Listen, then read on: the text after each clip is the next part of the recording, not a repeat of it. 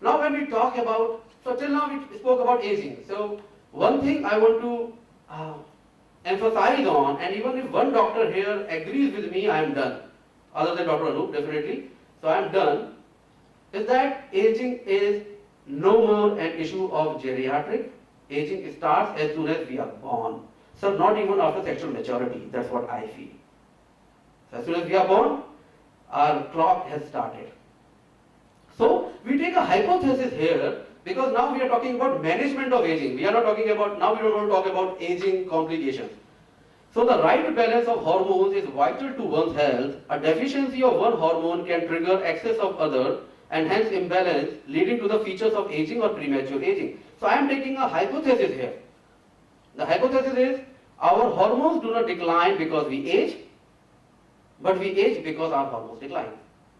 At least if we take this hypothesis, we can have some treatment protocols. What happens in aging? Again, we have to take this bidirectional. Rather than taking as a consequence of aging, I want to take these points as a cause of aging. So the two most important clinical changes in endocrine activity during aging involve the thyroid and the pancreas. So we deal with those patients the most. Hypothyroidism, hyperthyroidism, type 1 diabetes, type 2 diabetes and insulin resistance syndrome. I think everybody, dermatologists to physicians to endocrinologists, everyone deals with it. And the gastroenterology, CA colon, insulin resistance, very important factor. Others are menopause, andropause, adenopause, somatopause. We all are going to deal with this ourselves or maybe in our patients. Several effects of normal aging closely resemble features of isolated hormonal deficiency. Example, hypogonadism, growth hormone deficiency, which in subjects in middle adulthood are successfully, mind you, this is not my statement, this is statement from Williams, the textbook of endocrinology.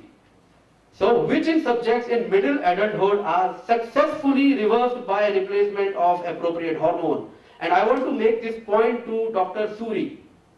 Madam, I want to make this point to you, that several effects of normal aging closely resemble features of hormonal deficiency, which in subjects in middle adulthood are successfully reversed by replacement of appropriate hormone or hormones.